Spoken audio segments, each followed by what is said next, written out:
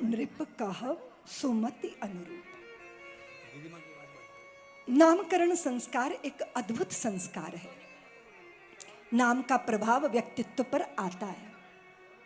कभी कभी उल्टा भी देखा है कि नाम गेंदा देवी होता है और खुशबू कुकरौंदे जैसी भी नहीं होती।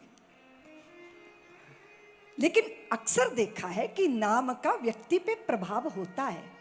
आजकल माता पिता बहुत सोच समझ के नाम रखते हैं और आजकल तो गुरु जी से पूछने का अवसर ही नहीं, क्योंकि सबके पास गूगल गुरु जो हैं। और बहुत बार लोग एक ही नाम राशि से नाम रख देते हैं और यद्यपि ये उचित नहीं होता, क्योंकि प्रथम नाम अगर सारे परिवार का एक सा ही है तो फिर एक साथ ही ग्रह दशा आएगी, अच्छी या बुरी। ग्रह नक्षत्र देखकर गुरुओं के द्वारा नामकरण संस्कार किया जाता है। और मेरे प्रभु क्या हैं? कोई कह रहा था कि हमें ईश्वर नहीं चाहिए। संत ने कहा कि तुम्हें ईश्वर चाहिए। उन्होंने कहा नहीं, मुझे ईश्वर नहीं चाहिए। तो भाई ये बताइए, आप सत्य चाहते हो? सत्य यानी कभी मृत्यु ना हो। सत्य वो होता है जो पहले भी था, अभी भी है और बाद में भी होगा, है ना।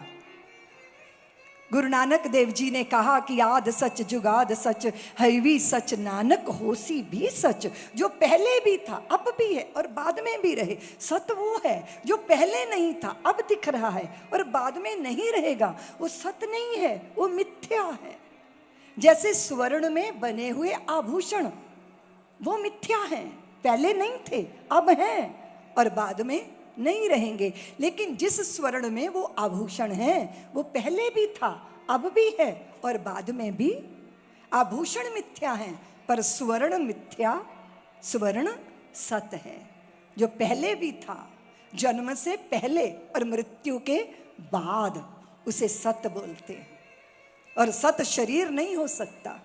जो फूल सुबह खिलते हैं वो शाम को मुरझा जाते हैं। इसलिए दावे वादे करने वाले लोग बहुत बड़े बड़े दावे करते हैं। यहाँ सोचता है तू बड़ी दूर की, पल क्या भरोसा कल क्या, भरोसा नहीं पल का। लोग कहते हैं कि बड़ी कल करेंगे।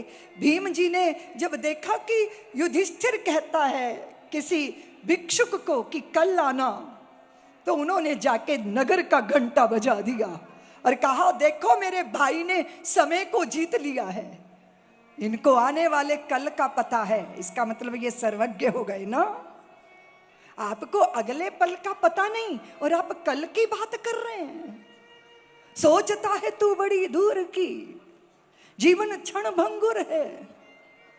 और कदाचित अगर हम प्रतीक्षा करते हैं कि कभी कर लेंगे तो फिर वैसा ही होने वाला है कि समय निकल गया तो जीने का ढंग आया। जब क्षमा बुझ गई तो महफिल में रंग आया। मन की मशीनरी ने तब ठीक चलना सीखा, जब बूढ़े तन के हरेक पुर्जे में जंग आया। गाड़ी निकल गई तो घर से चला मुसाफिर, मायूस हाथ मलता वापिस बेरंग आया। फुर्सत के वक्त में ना सुमिरन का वक्त मांगा, उस वक्त मांगा जब वक्त तंग आया। आयु ने नत्था सिंह जब हथियार फेंक डाले तो यमराज फौज लेकर करने को जंग आया। जीवन निकल गया तब जीने का ढंग आया। वो समय की कीमत है, उससे पूछो ना। स्टेशन प्लेटफार्म पे जिसकी ट्रेन निकल जाती है उसे पूछो एक पल की कीमत क्या होती है। सारे दिन के त्रसित और प्यासे कंठ को एक घूंट पानी की कीमत पता होती है। भूखे पेट के सामने जब भोजन आता है उसे एक कौर की कीमत पता चलती है। तो हम क्या कर रहे हैं? हम क्या कर रहे हैं? हमारा समय कहाँ जा रहा है? हमने क्यों व्यर्थ कर दिया?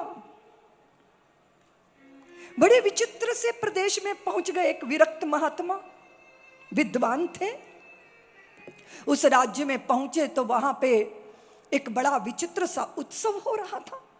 सभी लोग, भीड़ इकट्ठी थी और एक हाथी के सूंड में पुष्पमाला दे रखी थी। उत्सव ये था कि वो हाथी जिसके गले में पुष्पमाला डाल देगा 5 वर्ष के लिए उस राज्य का उसको राजा बना दिया जाएगा। और वो बेचारे विद्वान निर्धन थे, ये तमाशा देख रहे थे। हाथी ने उन्हीं के गले में पुष्पमाला डाल दी। राज पुरोहित ने आके उनका राज तिलक कर दिया, सिंहासन पे बैठा दिया और कहा 5 वर्ष के लिए राज्य आपके अधीन है, आप राज्य कीजिए। और एक और शर्त है यहाँ की कि 5 साल के बाद जब आपका कार्यकाल पूरा हो जाएगा तब आपको नगर के बाहर की नदी, इसको आप देख लीजिए, भयंकर घड़ियाल, भयंकर मगरमच्छ, इनके बीच में आपको फेंक दिया जाएगा।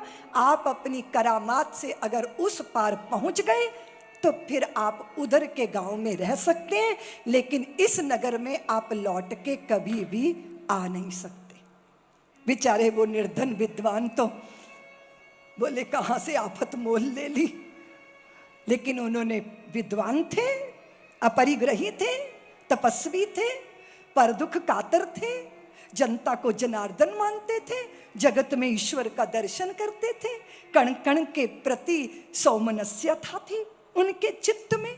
और उन्होंने 5 वर्ष खूब बढ़िया राज्य किया। 5 वर्ष पूरे हो गए। राज पुरोहित ने कहा कि चलिए वो मगरमच्छों वाली नदी में जाके कूद जाइए, लौट के कभी यहाँ आइएगा नहीं। तो वो बोले कि 5 साल में यहाँ राजा रहा, इतना क्रूर नियम जो आप लोगों ने बना रखा है इसको बदल दो तो अच्छा है। मेरी सलाह है इसे बदल दीजिए, मैं तो जा रहा हूँ। और जब नदी पे उनको ले जाया गया ना तो सब देखकर चमत्कृत थे। नदी पे शानदार पुल बन गया था और जिस गांव में उन्होंने रहना था वहाँ की भी व्यवस्था बहुत बढ़िया हो गई थी।